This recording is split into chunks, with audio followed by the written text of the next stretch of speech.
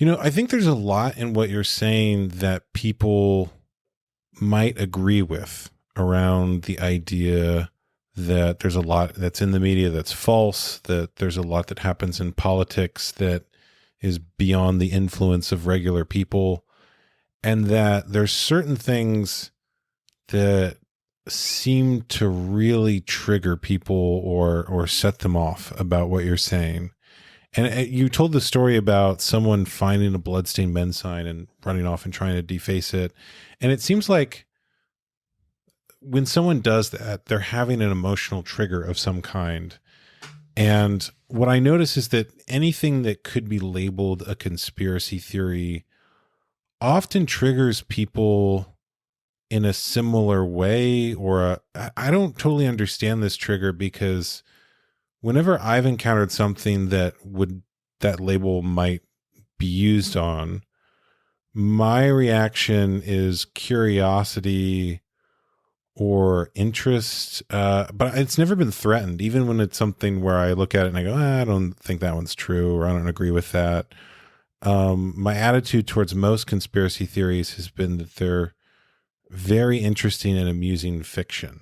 In other words, there's a lot of them that I look at and I go, I don't think that's true, but that's very creative, or like, that's kind of interesting, or maybe, I don't know. Or the agnosticism of like, I don't have the information to verify that or not, but maybe. But I don't know why is it you think that people have a really triggered reaction towards anything that label could be applied to? Because I know there's some people who were really upset by things that you were posting, or like, oh my goodness, you've somehow betrayed us by starting to post about this instead of the things you were posting about. And I guess I'm just curious what your reaction to that reaction is. Well, everything I post is, what I believe. But as I said previously, I'm open to changing my understanding of something if I get new information. And, as we always said in the Intactivist movement, don't take my word for it. Just do your own research and tell me what you found. And I trust that you're going to find what I found, and hopefully more, and help enlighten me further. Or I'm happy to change my perspective if you give me new information. But I do think that people have been so conditioned. There's certain words, the term conspiracy theory. I was made aware of this with a friend I lost at the beginning of the fake pandemic. I sent him some information, and he and I had a friendship going back 6 or 8 years, and we often sent each other all kinds of stuff, the latest whatever. And he also thought of him as a fairly deep thinker because he had experienced some abuse in his childhood, and as a result was very interested in sort of the psychological motivations of people. So we had that as common interest. And I sent him something, and he never responded, which was so odd. And then when I saw him in person, I said, how come you didn't respond? And he just said, oh, I don't believe in conspiracy theories. And I had never heard him use that term before. And I thought, well, who said that? Like, what happened? And I think that it's a term that has been used to discredit. We know the origins or where it was popularly used was after JFK's assassination. And that's that the CIA fed that into the public media many, many times in the year following to discredit anybody who questioned the truth of this assassination. And it's been a very effective way of silencing people.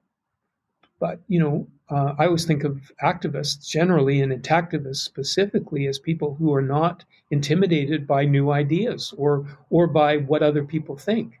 So it was a real shock to me to have, people that I was friendly with suddenly be unfriendly or say that they had to pause me, or there were all kinds of reactions like that. But I'm not in this to win friends. I fortunately have met the most wonderful people in my life through my activism. So I'm sorry if some of them haven't been able to have a conversation about this. I don't feel the loss. That is good. Yeah. You said you No, don't feel a no, loss? because it makes room for new people, and I've never looked at friendships as being lifelong, because if you collected all the friends you've had in your life and kept up with them all your life long, you'd have no time for anything else. Some people come and go. Some friendships are a certain duration, a summer or a season, and others are lifelong. But I'm sorry if people who I thought of as open-minded and as being um, up to date on and willing to go out on a limb themselves with what people thought of them, are not open-minded enough to look at probably the biggest hoax in human history that's happening right now.